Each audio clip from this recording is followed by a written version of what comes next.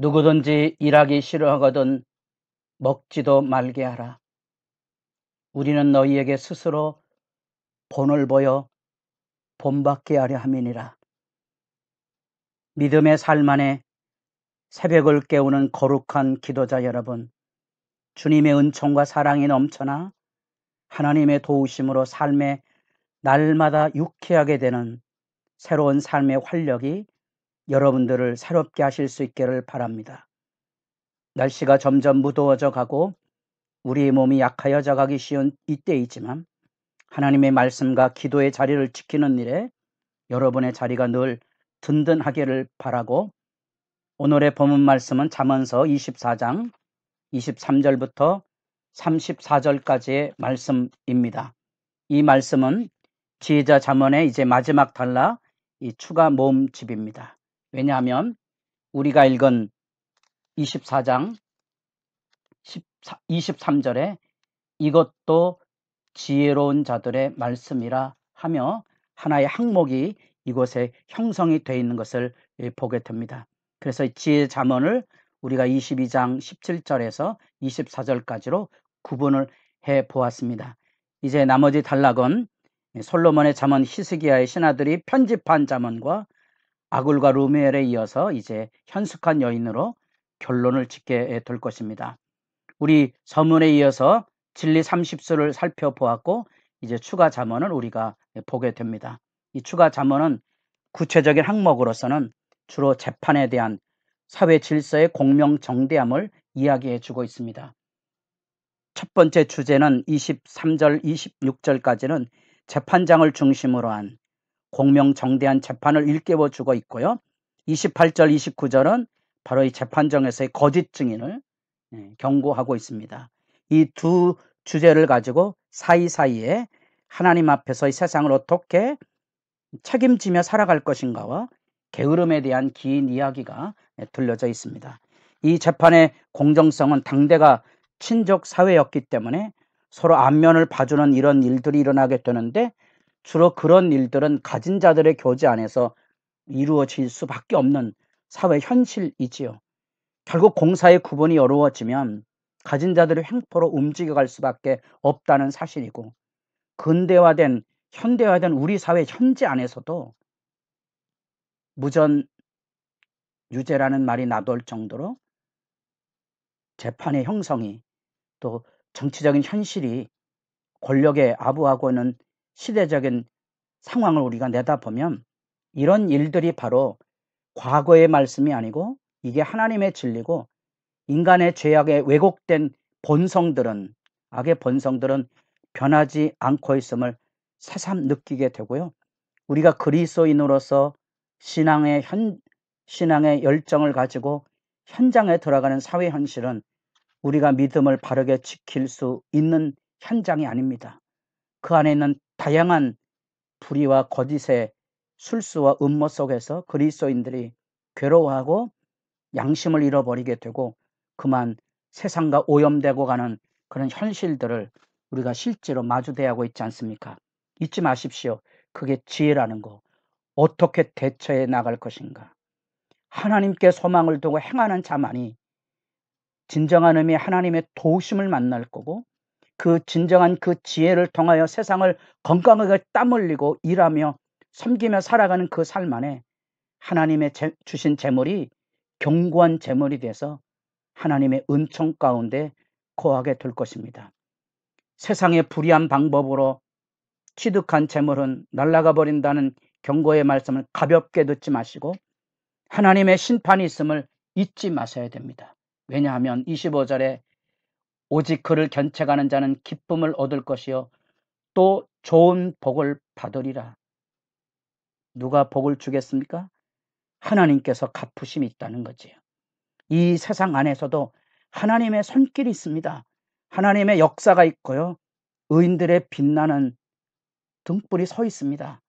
그리스도인들이 이 세상이 아무리 어두워도 이 믿음의 진리와 지혜와 경건을 지키며 살면 세상이 하나님의 사랑이 흐르는, 하나님의 은혜의 감격을 누리게 되는 순간순간의 경험들을 누릴 수 있게 되는 거지요.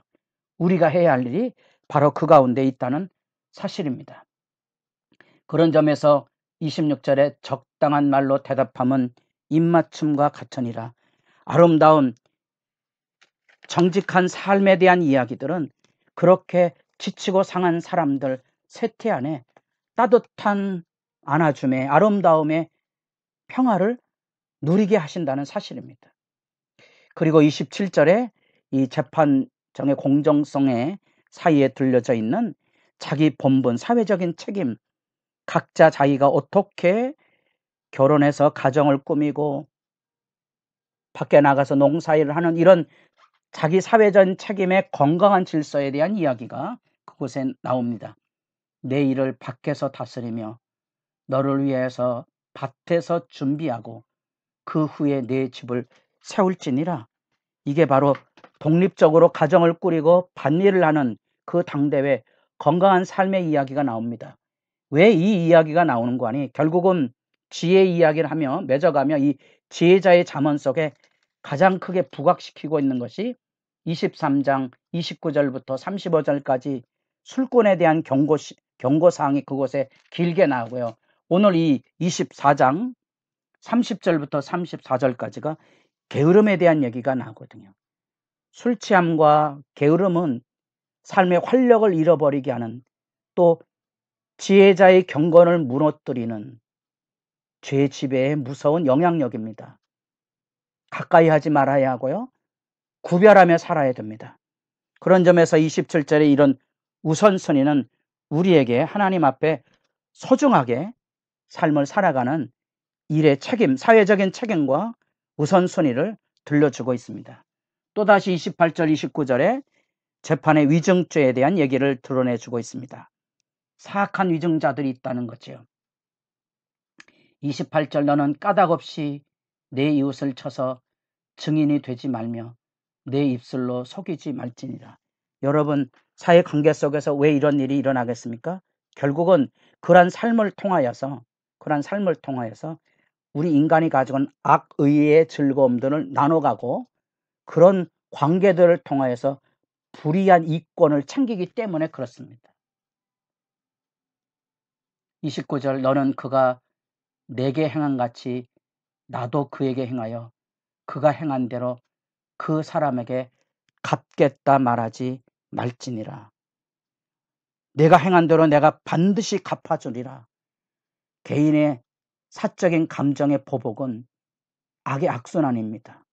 마치 내가 분노를 쏟아내면 그 분노가 가중이 되고 그 사람도 그 분노에 휩싸이고 그 사람도 또 다른 보복을 일삼는 악순환이 그곳에 있는 거지요. 왜 예수님께서 분을 내어도 해가 지도록 분을 품지 말라고 말씀하셨을까? 화 내는 것 자체는 정상적인 감정의 반응이지만 해가 지도록 화를 품고 있는 것은 악에 길들여질 가능성이 높다는 사실을 경고하고 있는 지혜의 이야기죠. 그런 점에서 우리가 구약 성경에서 동태복수법이라 그래서 손해를 당한 만큼 갚아주는 형법의 원리가 있긴 하지만, 그러나 그것도 사적인 보수를 경계하는 거고, 성경에 나타나는 동태복수법은 고대 사회에서는 내가 한 대 맞았다고 해서 한 대를 치는 게 아니고 두 대, 세 대를 치는 악감정의 보복사회가 움직여질 때 법의 질서를 따라서 정당하게 보복하라는 거지, 지금 우리에게 그 동태, 같은 양태의 보복을 하는 것이 옳다는 이야기가 아니라는 거. 그리고 레위기 19장 우리가 너무도 잘 아는 대로 18절에 내 이웃을 사랑하라는 그 말 속에 이런 사적인 보복으로 움직여지는 악감정들에 대한 하나님의 백성의 삶의 이야기들을 지혜롭게 여러분들이 가려 들을 수 있어야 됩니다. 그리고 지혜자 잠언의 마지막 부분, 게으른 자여, 이 말은 여러분 잠언서 6장 개미에게서가 배우라 하는 그 단락과 유사한 내용들을 다시 한번 반복해 주고 있습니다. 술꾼에 대한 대비를 통하여 술 취하지 말라는 이야기가 23장에 경고로 나온다면, 여기 이 게으른 자의 중요한 주제가 거기 나옵니다. 거기 고대 사회 안에 포도원의 비유가 나오며 가시덤불, 거친 풀, 돌담도 무너진 모습, 황폐해야 된 거죠. 왜냐하면 게을러서 포도원을 가꾸지 않는 거지요. 이런 상징적인 비유들은 여러분들이 이사야서, 예레미야, 에스겔 이런 선지서들을 읽어가게 되면 하나님께서 이스라엘 백성들을 아름다운 포도원으로 가꿨는데 열매 맺지 못하는 모습을 보게 되고요. 그 가운데 제사장, 선지자, 왕, 하나님 앞에 부름받은 사람들이 자기 할 일에 게으른 거지요.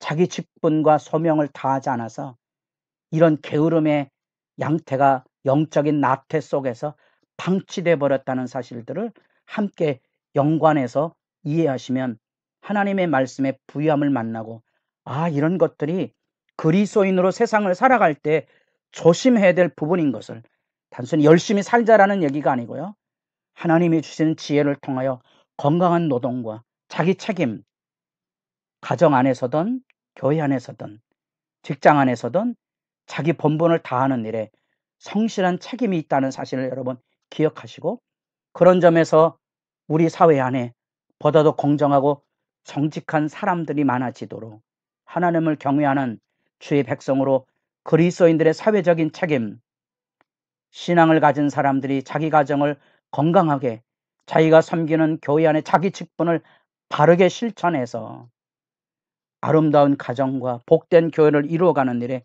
힘써야 될 것이고요. 바로 이런 것들이 공동체 안에서 우리가 그리스도인으로서 남을 도와줄 수 있는 넉넉한 삶의 아름다운 여유를 지키는 복이 아니겠습니까? 게으름에 무너지지 않도록 하십시오. 삶의 활력이 무너지지 않도록 새벽을 깨우는 새벽 이슬 같은 건강한 하나님의 축복된 삶의 기쁨과 감사와 즐거움들이 여러분의 삶의 자리를 날마다 새롭게 할 수 있기를 바랍니다.